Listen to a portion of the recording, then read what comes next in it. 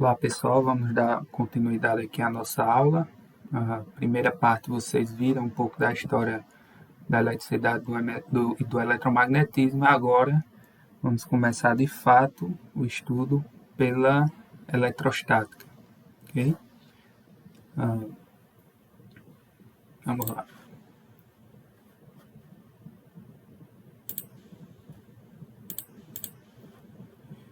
Então, antes de tudo, a gente tem que entender que a força eletrostática ela é uma de 4 forças fundamentais da natureza. Ok? Na verdade, uma vocês já conhecem nessa altura do curso, que é a força gravitacional. Né? Então, a gente tem a força gravitacional,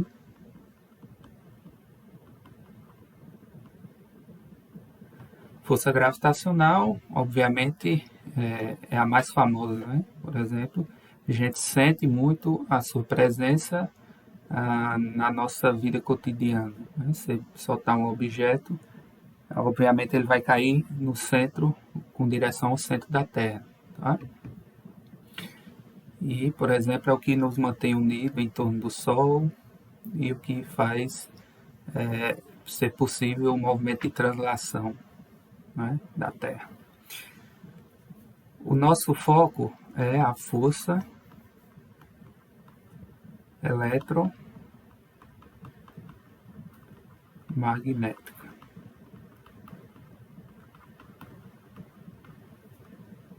Né? Que, a princípio, a gente pode dividir em duas entidades, né? Na força elétrica e na força magnética. Né? Então, dependendo do experimento que você estiver estudando, ou vai se manifestar uma força puramente elétrica ou puramente de natureza magnética. Ou pode ocorrer as duas naturezas. Tá? Então, no início, o que a gente vai começar é analisando a força elétrica. Tá? Mais especificamente, o objetivo do nosso curso é analisar inicialmente a força eletrostática.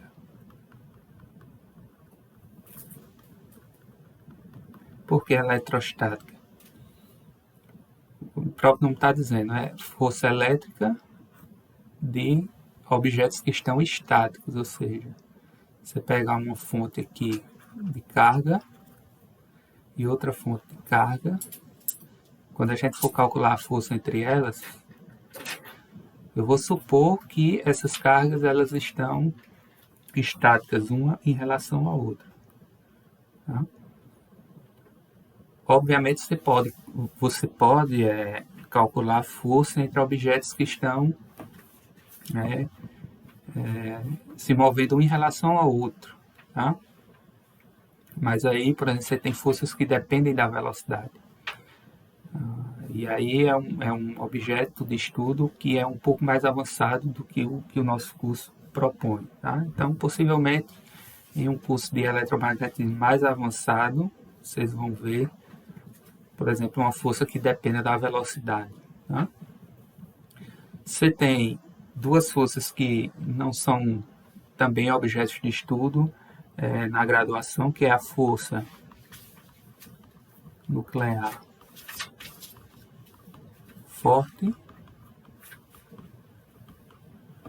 Por exemplo, força nuclear forte é o que mantém unidos os prótons no núcleo do átomo. Tá? Se tiver aqui um núcleo do átomo, você tem os prótons aqui, é o que mantém unidos. Tá? Porque a gente vai ver que os prótons eles tendem a se repelir, né? Devido à natureza da sua carga elétrica. Mas para que o núcleo se mantenha coeso, deve existir uma força que seja mais forte do que a força eletrostática. E essa é a força nuclear forte. Tá? Então, ela está presente, você pode trabalhar com ela experimentalmente em reações nucleares. Né? Reações nucleares. Por exemplo, se você tiver um núcleo de um certo elemento, você pode bombardeá-lo com outras partículas e quebrar essa força que está ligando entre eles. Obviamente, isso vai desprender uma quantidade enorme de energia. Tá? Por exemplo, um reator nuclear ele funciona dessa maneira. Tá? Ele converte essa energia para energia elétrica. Tá? E, por fim, a força nuclear fraca, que está presente também em alguns decaimentos radioativos.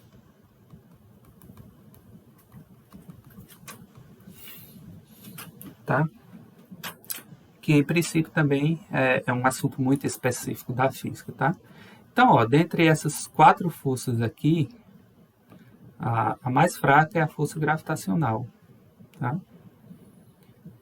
Você pode mostrar em um exercício bem simples que a força eletromagnética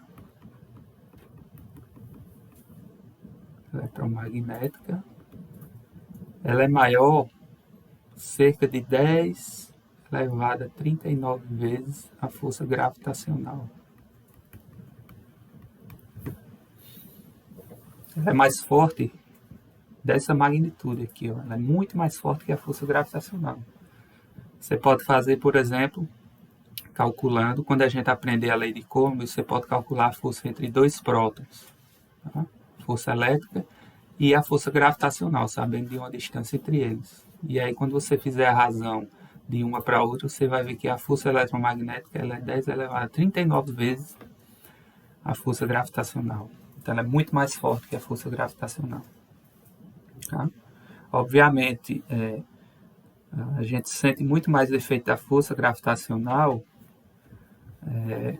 porque as massas envolvidas aqui são pequenas, né, no nosso ambiente. Mas se você for sentir realmente força gravitacional forte, você tem que ir para escalas astronômicas, né, e cosmológicas. Tá?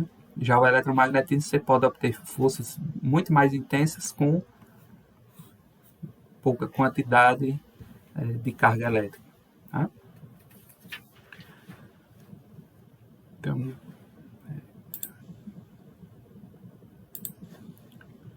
gerar aqui outra luz. Tá?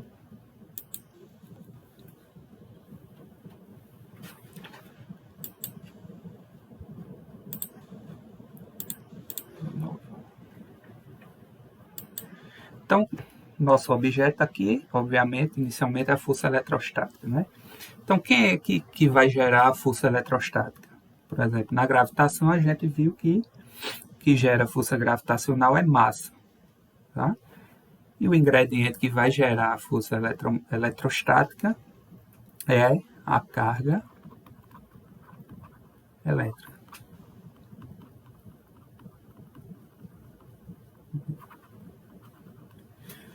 Então, o que seria carga elétrica?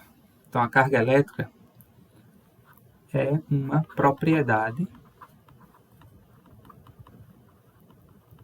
intrínseca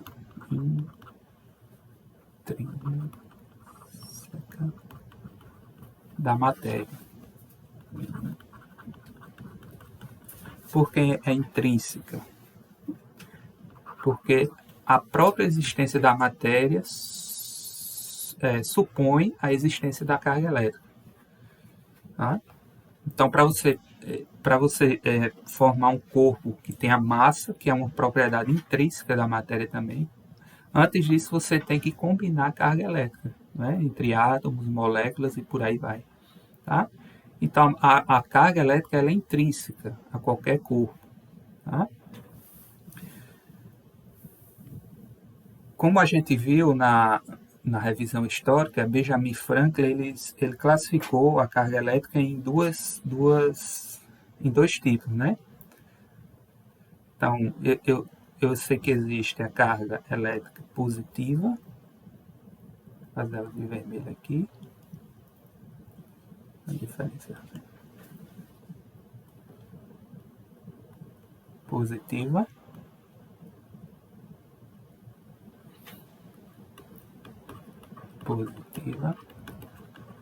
e tipo de carga elétrica negativa.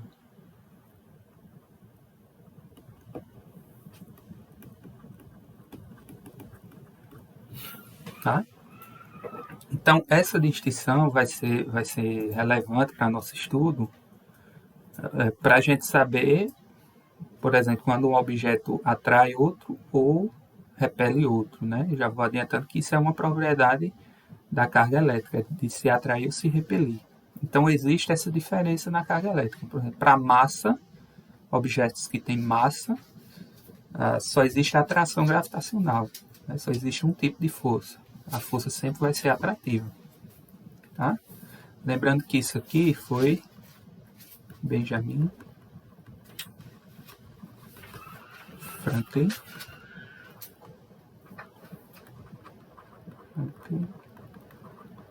Que classificou, que fez essa classificação. Tá? Então, ó, todo objeto ele pode estar carregado ou não, em 3 possibilidades distintas. Tá? Então, ó, um objeto ele pode estar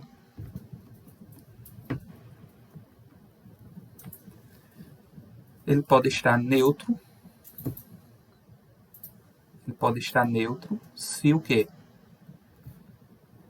Se o número de cargas negativas é igual ao número de cargas positivas. A gente diz que ele está eletricamente neutro. Tá? Ou seja, há um equilíbrio desses 2 tipos de carga. Tá? Um objeto ele é positivamente carregado quando o número de cargas positivas é maior. Eita, aqui eu inverti, né? Desculpa, aqui é positivo e esse aqui é negativo, né? Então ele é eletricamente neutro quando positivo e negativo são iguais. Inverti aqui a classificação. Negativo. Então ele é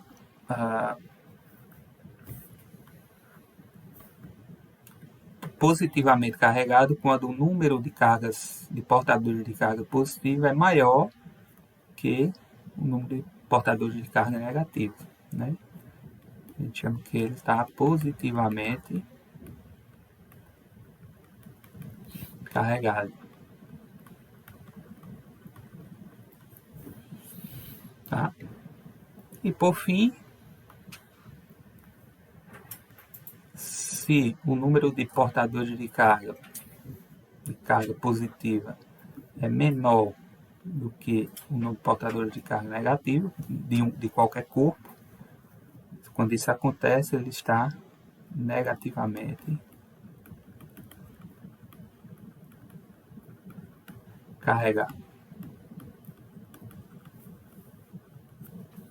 Tá? Então, ó, a gente sempre tem que chamar a atenção que o corpo ele sempre vai ter portadores de carga positivo e portadores de carga negativo. Tá? Todo corpo. O que vai diferenciar se ele está neutro ou carregado é o excesso de portadores de carga. Tá?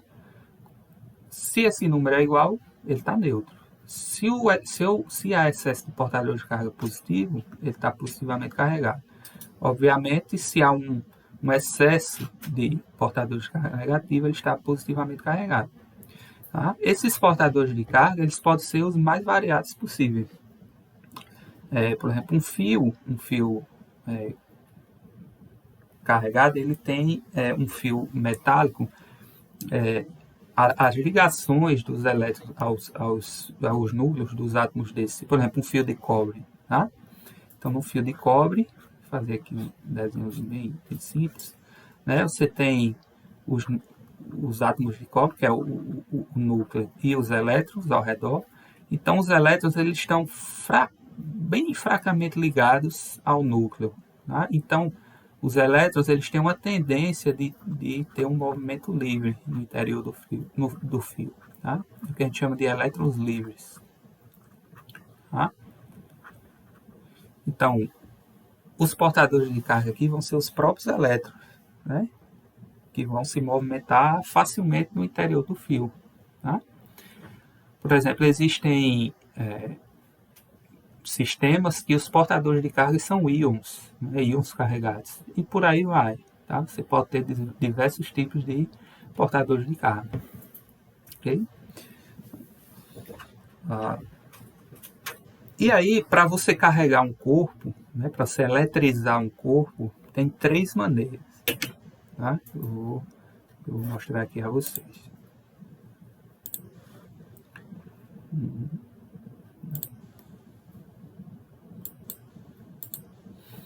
Então, a primeira é processos de eletrização.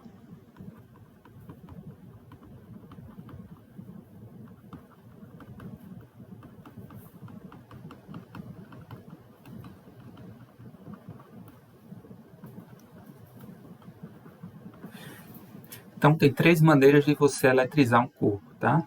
A primeira é por atrito. Tá?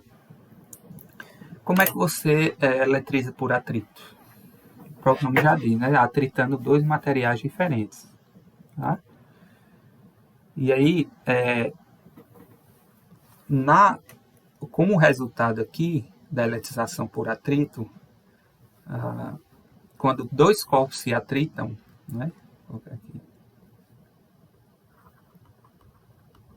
Quando 2 corpos distintos se atritam,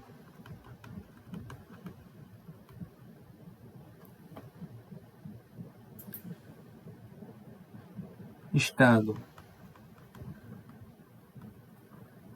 obviamente, inicialmente neutros,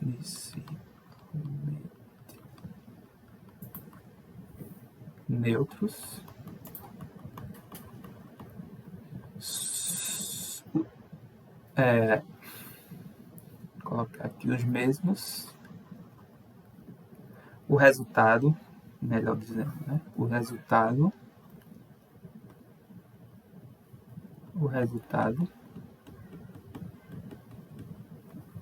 é cada um adquirir a mesma quantidade de carga elétrica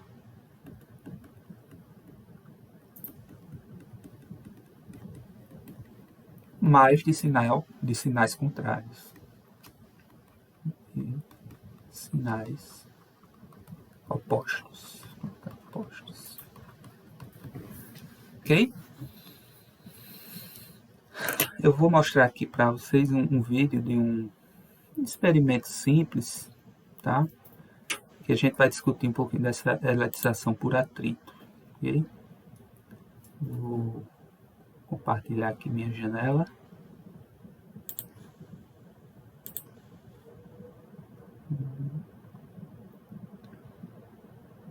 Tá, então bora lá.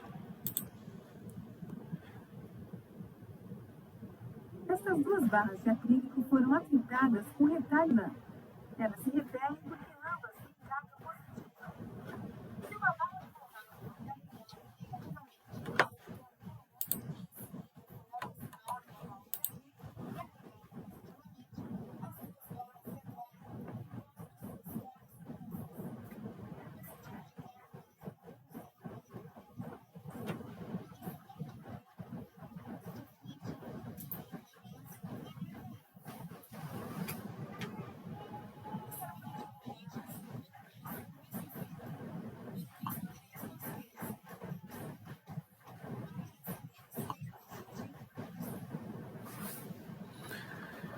Então, ó, o que aconteceu aí, então vamos fazendo pausadamente, tá?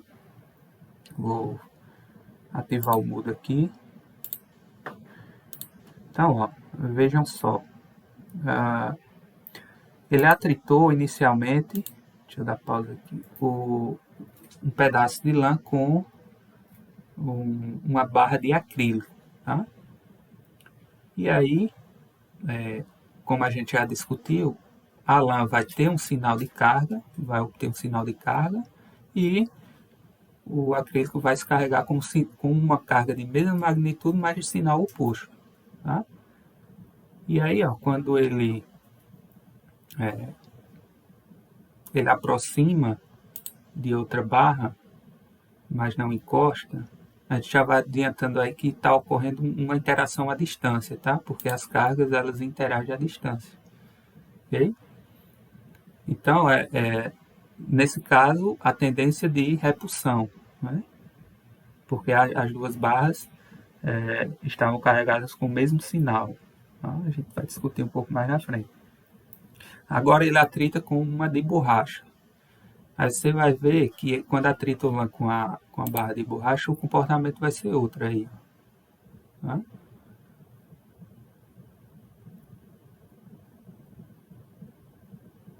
Ó, tendência de atração, né?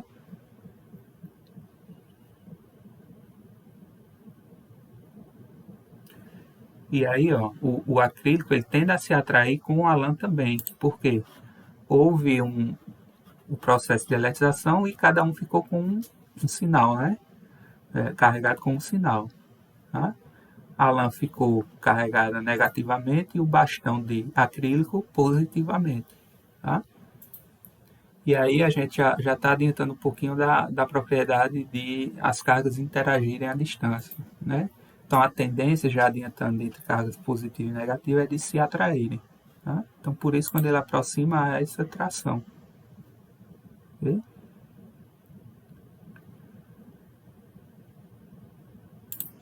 Ó, e aí ele dá o sinal, né? Por exemplo, quando eu atrito a lã com o bastão de borracha, a lã fica carregado positivamente e o bastão de borracha fica carregado negativamente. Tá? Já quando eu atrito a lã com o acrílico, ocorre que a lã fica negativo e o acrílico positivo. Tá? Então depende, a eletrização por atrito depende, o material ele pode ser carregado positivamente ou negativamente, depende do outro material que você está atritando. Ou ele pode ter a tendência de ficar carregado positivamente ou negativamente. Tá? Quem vai dizer isso? Isso aí é mostrado experimentalmente. Tá? Que é o que a gente chama de série triboelétrica. Então eu vou mostrar para vocês aqui, ó, uma rápida pesquisa que eu fiz aqui no Google. Quando você coloca série triboelétrica, aparece aqui, ó, várias tabelinhas. Tá? Você vai olhando aí. Eu separei uma, ampliei aqui, ó, que é o seguinte. É bem fácil, tá? Como é que você sabe quando o objeto ele tem tendência a ficar carregado positivamente ou negativamente, tá? Ó, naquele caso aqui, eu atritei primeiramente o acrílico com a lã, né? O acrílico é a fibra sintética, tá aqui, ó, fibra sintética. Quando eu atrito fibra sintética com lã, a tendência de ficar positivo, quem é? É a fibra, que é o acrílico.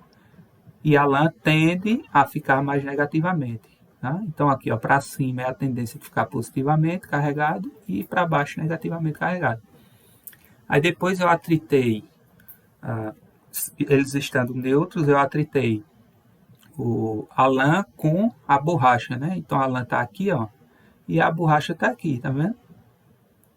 Então qual é a tendência da lã? A lã agora ela tem tendência de ficar carregada com que sinal? Agora ela tem tendência de ficar carregada com sinal positivo, tá vendo? E a borracha, ó, que está aqui abaixo, nessa escala, ela tem tendência de ficar carregada negativamente. Ok? Então depende do material que você está atritando. Ó, então aqui começa a pele humana. Você atrita a pele, ela tem tendência... Ó, se você atritar qualquer material desse aqui com a pele humana, a pele ela tem tendência de ficar carregada positivamente. Tá? Ó, couro e por aí vai. Pele de coelho, vidro, cabelo, fibra sintética, tá? Que foi o acrílico, lã, pele de gato e por aí vai. Tá? Naquele exemplozinho que eu usei na revisão histórica, o âmbar era atritado, por exemplo, com seda, né? Ó, a seda está aqui, né? Por exemplo, seda tem tendência a ficar positivamente carregada, já o âmbar negativamente. Então, se você atritar o âmbar ou com seda ou com lã, tá? A tendência do âmbar é ficar negativamente carregado. Okay? Por aí vai, borracha, poliéster, isopor, filme PVC e por aí vai. O poliuretano, que é o material usado, por exemplo, naquelas esponjas de lavar louça e por aí vai. Tá? Então, essa tabelinha chamada de série triboelétrica, ela é bem útil quando você quer saber qual a tendência do material, qual a tendência de sinal de carga do material quando ele é atritado com o outro. Ok? E vamos... Acredito que tem outro experimento aqui. Esse aqui eu vou mostrar quando eu falar da interação à distância, tá? Vou voltar aqui às anotações. Ok.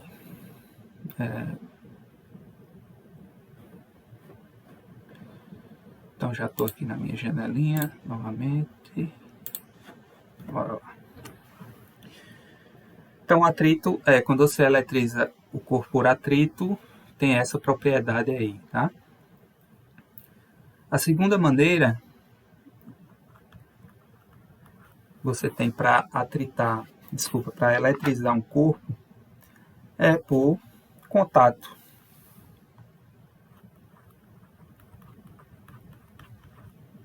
Quando você coloca em contato dois objetos, né, a tendência é um passar carga para o outro.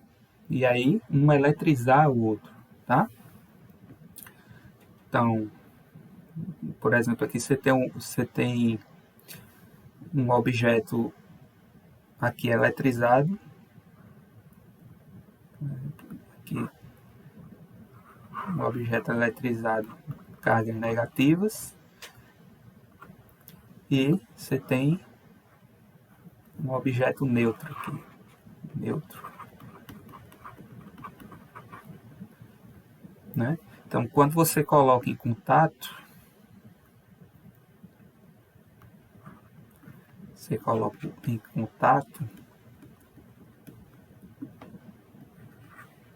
há uma tendência de há uma tendência desses portadores de carga negativas, né, irem para cá, né? E o resultado disso é que, ao final, esse corpo vai ter um pouquinho menos de carga. Esse corpo aqui, que estava neutro, ele vai adquirir um pouquinho de carga do outro. Não necessariamente essa carga deve ser igual, tá? Isso é uma observação importante.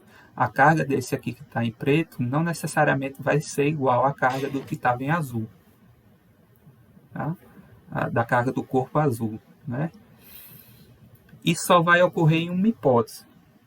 Que hipótese é essa? Se os corpos forem idênticos. Tá? Então, vou abrir outra janelinha aqui, ó. Então,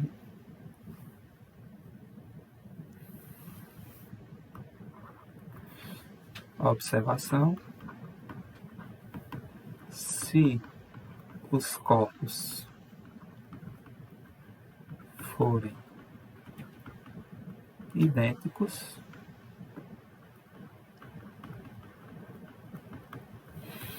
então, por exemplo, aqui eu tenho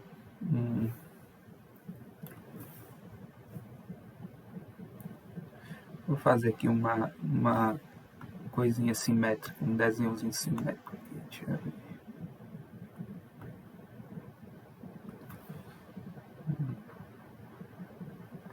tenho dois corpos aqui, né?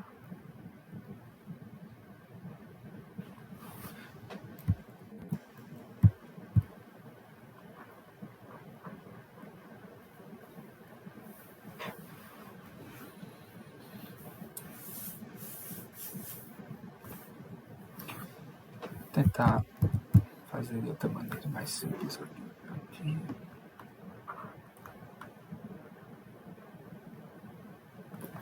Tentar fazer aqui um igual. Você tem dois corpos idênticos aqui. Tá? Um tem uma carga. Vamos supor que esse aqui tem uma carga Q. Tá? Vou chamar uma certa quantidade de carga, que até agora eu não falei como é que a gente mede, mas eu vou definir mais à frente. E esse aqui ele está neutro. Então, depois do contato, o primeiro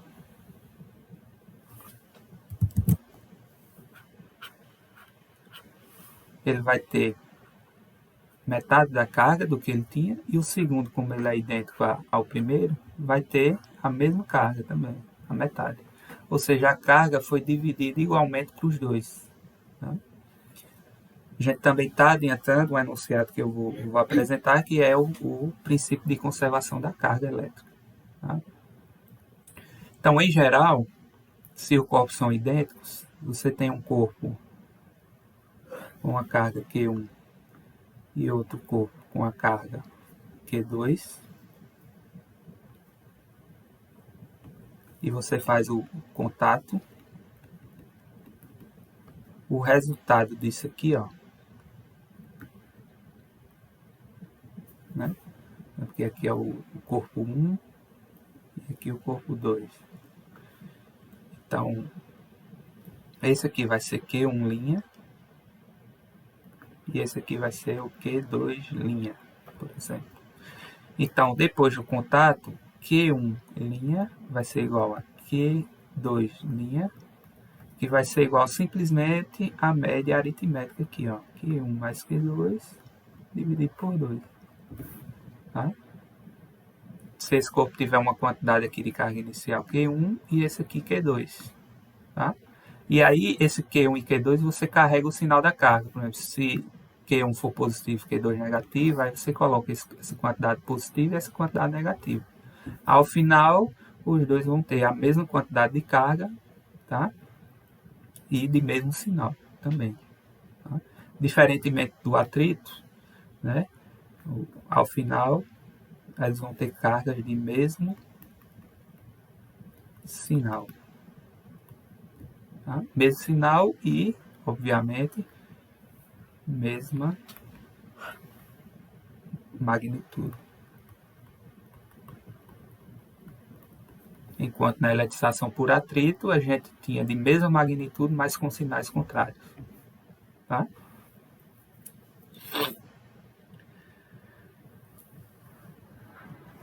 E por fim,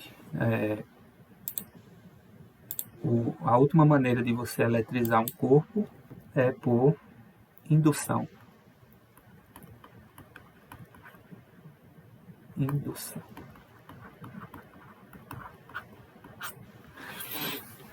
Então, como é que você eletriza um corpo por indução?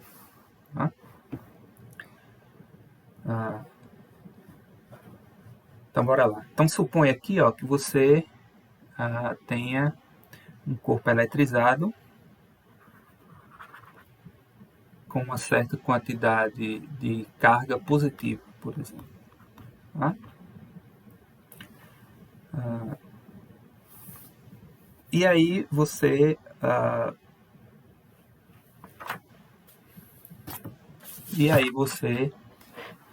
quer eletrizar um certo corpo aqui, vou fazer de outra cor aqui. Você quer eletrizar um outro corpo, um cilindro aqui, tá? Que ele está, vou fazer ele mais, fazer outro arbitrário aqui, que ele está inicialmente neutro. Tá? Então, ó, eu não quero nem atritar esse corpo com o outro e também não quero colocar em contato. Então, existe outra maneira de você eletrizar esse corpo? Existe sim. Indução, o próprio nome já diz, você vai induzir uma quantidade de carga na superfície desse corpo aqui. Tá? Então, ó, já adiantando aqui que as cargas positivas elas tendem a atrair as cargas negativas. Tá? E as cargas de mesmo sinal tendem a se repelir. Então, o positivo vai atrair o positivo e o negativo vai atrair o negativo. Então, essa quantidade de carga positiva aqui, ela vai atrair uma quantidade de carga negativa, mesma quantidade, se eu estou chamando aqui 4 cargas, vamos dizer que eu mediço aqui cada sinalzinho desse por uma unidade de quantidade de carga. Né? A gente vai ver que existe uma unidade para isso. Então, essas 4, ó, elas vão induzir 4 negativos aqui. Tá? E aí, como é que eu faço para eletrizar esse corpo sem colocar em contato? Eu faço uma conexão aqui, ó, ou com outro corpo ou com um procedimento que a gente chama de aterramento. Então, se eu aterrar esse corpo aqui, tá? Se eu aterrar, obviamente, né, antes de eu aterrar aqui, se eu concentrei essa quantidade de carga desse lado aqui, sobrou a mesma quantidade de carga, ó, do lado de cá, né? Então, vamos dizer assim, eu fiz uma separação, como é que chama? Não me vem o termo agora, mas eu separei, né, as duas quantidades de carga.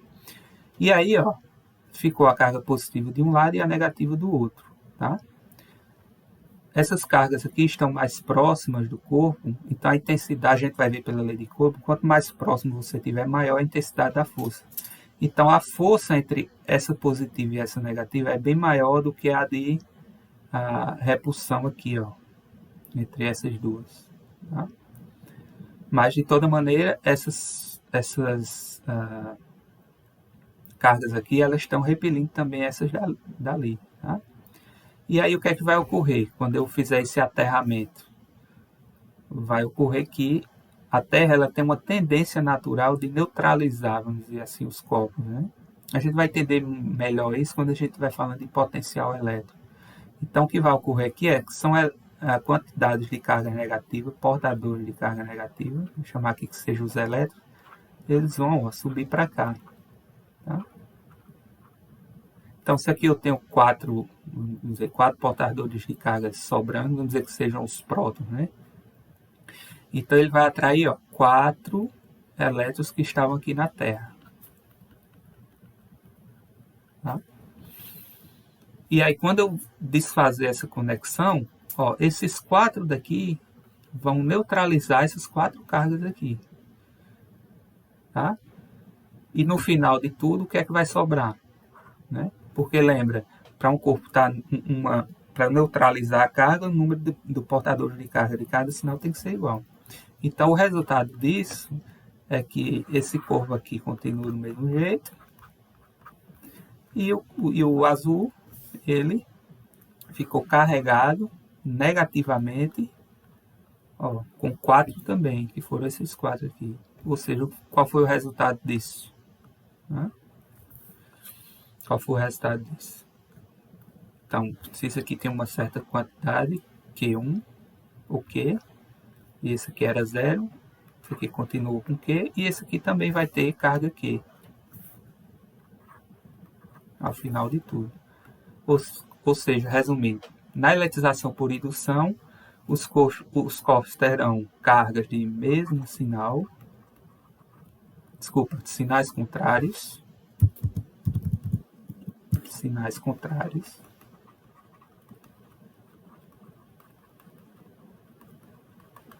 Eu posso até chamar isso aqui de menos Q, né? Fica melhor.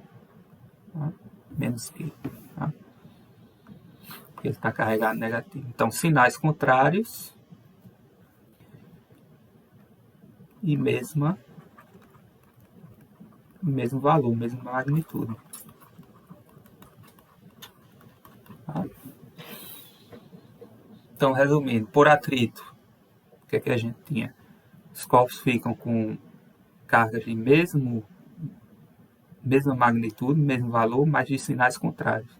Na eletrização por contato, elas ficam com cargas de mesmo sinal e mesma magnitude. Tá? E por indução, elas ficam, né, os corpos ficam com cargas de mesma magnitude, mas sinais contrários. Tá? Tal como o atrito, né? A indução ela tem a mesma propriedade da eletrização por atrito, né? O resultado líquido, vamos dizer assim. Tá? Então vou passar mais um videozinho aqui de um experimento que faz na prática isso aqui que eu mostrei a vocês. Tá? Então vou abrir aqui, só ver aqui o tempo. Não tem tempo aí. Vou compartilhar aqui minha janela e eu vou abrir aqui. Tá? Vou tentar mostrar aqui.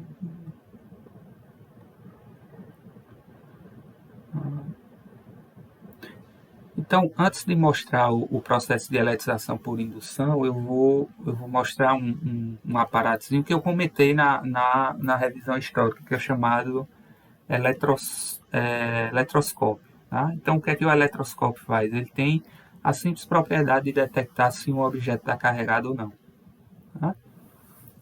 E aí eu vou mostrar o vídeo que um experimento simples é feito utilizando um eletroscópio. E daí a gente vai pegar esse eletroscópio para explicar o fenômeno da indução, que vai ser outro experimento. Então, vejam isso aí. Este eletroscópio pode detectar a presença de carga elétrica. Quando uma barra carregada toca abaixo de seu eletroscópio, o aumento deflete.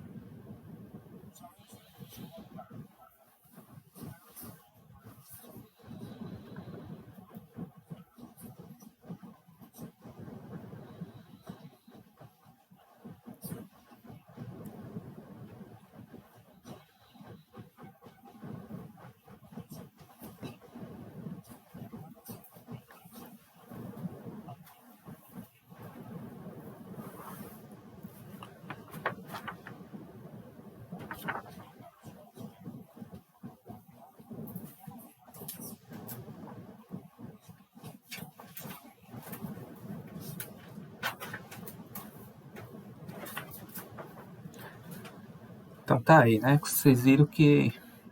deixa eu só conferir aqui. Ela tocou, na verdade,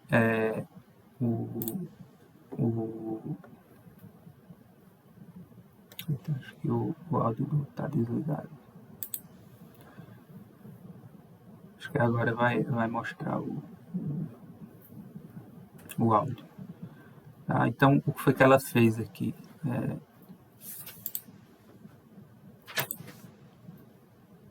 Então, só voltar aqui, tá? Aqui. Acho que o áudio estava desativado. Agora vocês vão escutar novamente para ver aqui o áudio. Vou colocar novamente. Este eletroscópio pode detectar a presença de carga elétrica. Quando uma barra carregada toca a parte de cima do eletroscópio, o ponteiro deflete. Usaremos o eletroscópio para comparar o modo como as cargas se movem em materiais diferentes. Uma barra com 2 braços está presa no topo do eletroscópio. O braço direito é uma barra de alumínio, enquanto o esquerdo é de acrílico. Quando tocamos o braço de alumínio com uma barra carregada, a agulha do eletroscópio é defletida, mostrando que a carga se moveu pelo braço de alumínio. Alumínio é um condutor elétrico.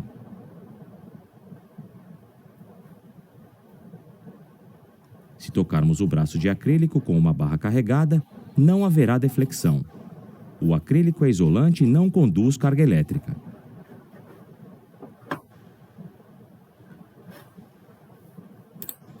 Então, pessoal, aí basicamente o que ela mostrou é que à medida que ela toca no braço de alumínio, tá? Então os portadores de cargas eles vão se mover, né? E vão chegar naquela parte e que você vai ter cargas do mesmo sinal ali em toda a região. Então a tendência é um repelir o outro, por isso que há deflexão, né? Daquela haste que gira, tá? Um link que eu vou mostrar a vocês, que eu vou deixar disponibilizado, é a construção de um eletroscópio mais simples, que é o de folhas. Tá? Quando você eletriza, as folhas se abrem, ou seja, as cargas elas tendem a se repelir. Tá? E agora eu vou mostrar um experimento da eletrização por indução. Tá? Eletrização por indução. Deixa eu passar aqui.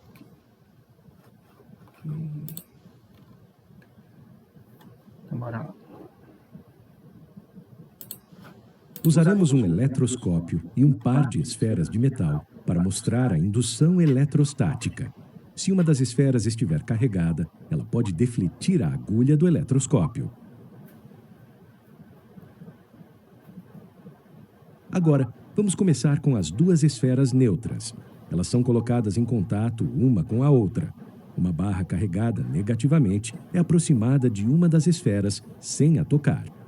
As esferas são separadas e removemos a barra. Quando uma das esferas toca o eletroscópio, a agulha é defletida.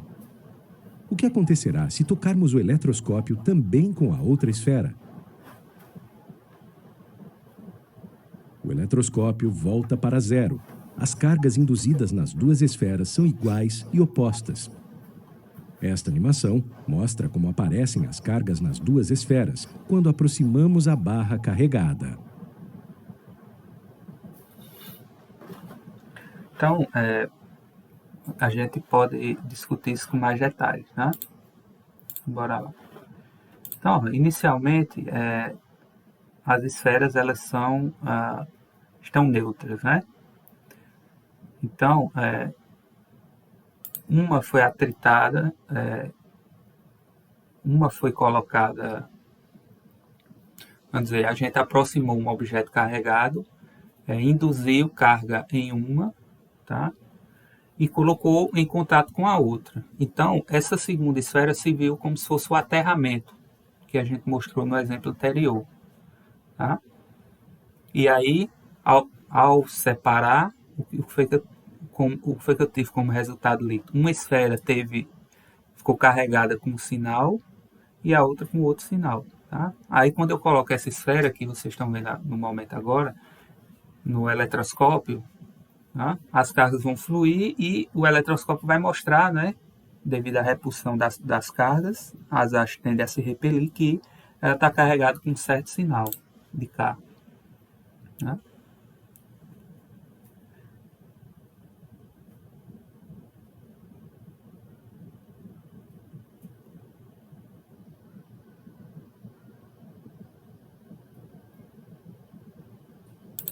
Ela vai fazer o processo, ela vai induzir cargas nessa aqui, na primeira, tá?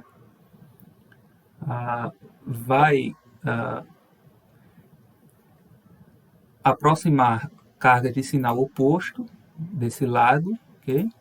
E quando colocar em contato, o que vai acontecer? Aquele mesmo efeito que eu mostrei anteriormente. As cargas vão fluir de uma para a outra e equilibrar. E como resultado líquido, você vai ter uma carga com uma esfera com sinal e outra com outro. Tá?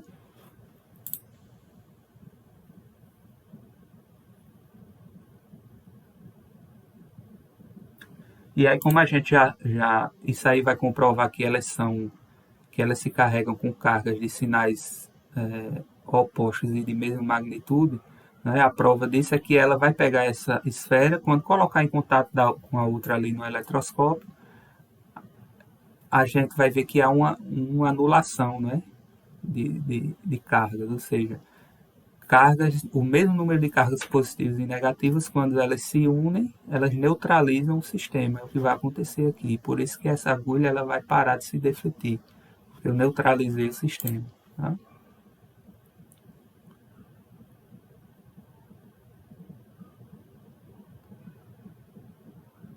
Ó, neutralizei, não tem mais carga. líquida, né? E aí o eletroscópio não mede mais a quantidade de carga. Olha aqui o que aconteceu, tá? Mesma coisa, ó, bastão positivo induziu cargas negativas, né? Cargas negativas. E aí esse outro aqui, ó, se viu como terra, né? E aí as cargas, o excesso de cargas negativas daqui neutralizou, né, o corpo. Na verdade, aqui, ó, as cargas fluíram negativas desse para esse ficou com excesso de positivo, tá? E aí, quando você coloca lá no eletroscópio, acontece aquilo que a gente mostrou, né? Quando você coloca em contato, elas ficam neutras, né? E aí o eletroscópio não marca mais, né? Não registra mais a presença de carga ali, tá, no sistema. Então, vamos botar lá.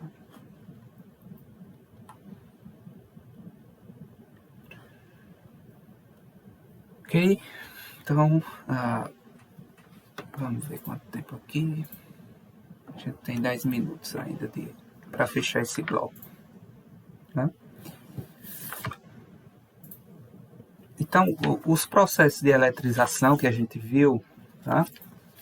Eles sugerem que a carga elétrica ela tem três propriedades, tá?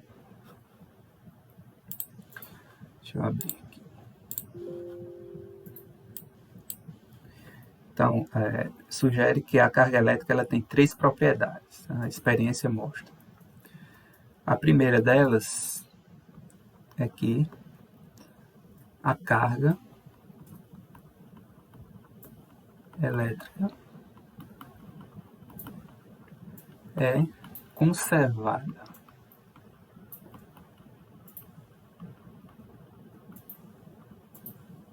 O que é que significa isso? Né? Que você, se você tiver num sistema fechado e bem isolado do meio externo, a quantidade de carga líquida total é conservada. Você não cria carga elétrica nem destrói carga elétrica. Você apenas tem, o que você tem é o movimento da carga elétrica de um corpo para outro. A gente viu muito isso em mecânica com a energia, né? A gente tem também o princípio da conservação da energia. Diz que um sistema fechado, a energia mecânica, vamos dizer assim, falando da mecânica, né? Que é a soma da energia cinética e energia potencial, ela é constante. O que a gente tem é conversão de energia cinética em energia potencial e vice-versa. Mas quando você soma as duas, esse número ele é invariante. Então a carga elétrica acontece a mesma coisa, tá? No exemplozinho do contato, quando a gente dividiu aquela carga pelos dois corpos, a gente supôs que a carga elétrica é conservada, tá? Isso é um resultado empírico, experimental. Tá? A segunda propriedade da carga é que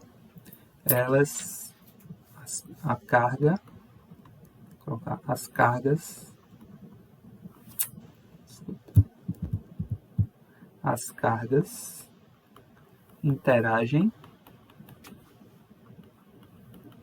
a distância. Como a gente viu, a experiência mostrou que cargas de sinais opostos se atraem e cargas de mesmo sinal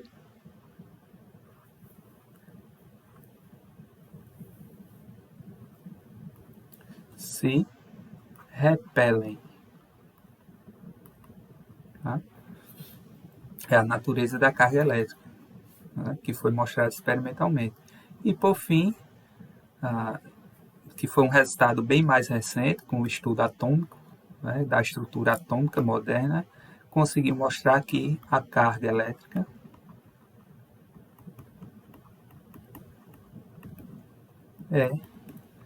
quantizada. O que é que significa isso?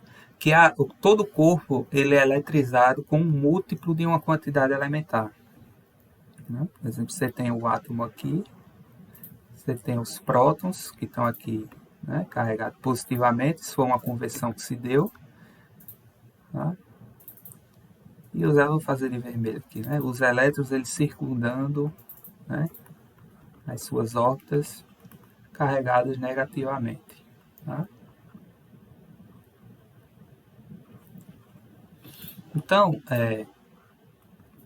a carga de cada corpo ela é múltiplo ou da carga do próton ou da carga do elétron. Tá? Então, por exemplo, a carga do próton ele tem um valor que a gente chama de E, que é 1,6 vezes 10 a menos 19 coulombs. Esse Zzinho é de Coulomb. Em homenagem a Charles Coulomb, né, que a gente viu que foi o que formulou a lei de Coulomb. Tá? E o elétron, ele tem esse mesmo valor mais uma quantidade negativa, menos E. Tá? Então, a carga do próton e a carga do elétron são iguais em módulo, mas o sinal é negativo. Então, o elétron tem carga negativa e o próton tem carga positiva. Tá? De maneira que, quando a gente quer calcular a quantidade de carga elétrica de qualquer corpo, a gente usa essa fórmulazinha aqui, ó, Q igual a N vezes E. Tá? Na verdade, mais ou menos, né? Mais se ele for carregado positivamente e menos... Deixa eu fazer uma coisinha aqui mais bonita. E menos se ele for carregado negativamente. Tá? Mais ou menos N vezes E. Tá? É esse valorzinho aqui, é uma constante fundamental, né, na natureza. Carga elétrica elementar, que a gente chama. Carga elementar. E N é o excesso de portadores de carga do corpo.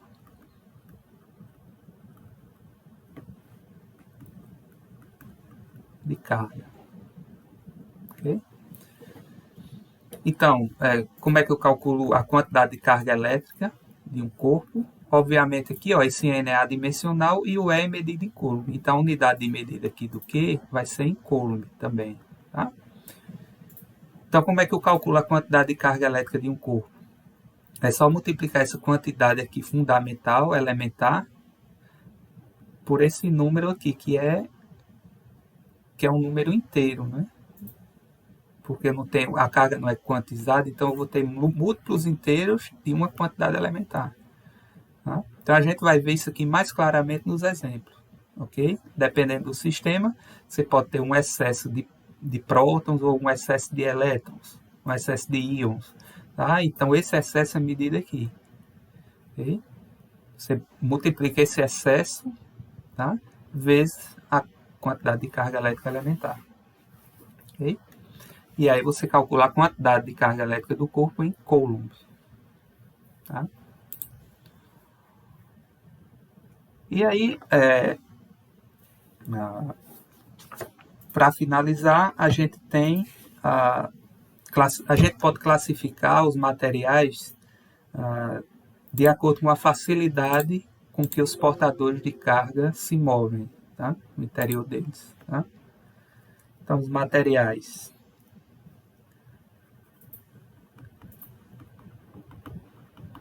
Eles podem ser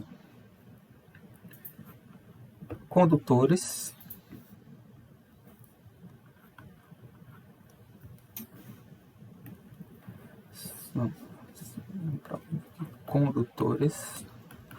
Quando é que eles são condutores?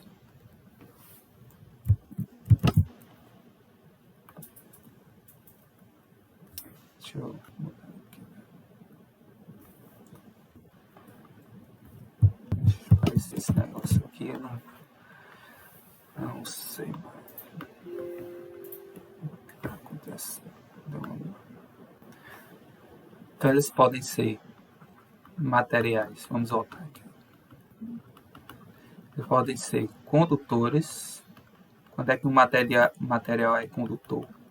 Quando há facilidade de movimento dos portadores de carga no seu interior.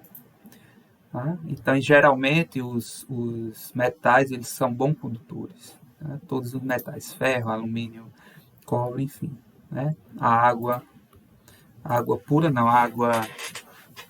a nossa água do dia a dia, né? Que tem cristais, tem sais misturados, né? Ela é boa condutora também. Tá? Já a água pura, sem sal, ela não conduz. Tá? Então, isolantes, seriam isolantes, são o contrário dos condutores, né? São aqueles que dificultam a passagem dos portadores de carga, né? Borracha, madeira, então tudo isso são materiais isolantes. A gente ainda tem o que a gente chama de semicondutores, que o próprio nome está dizendo, ele é semicondutor.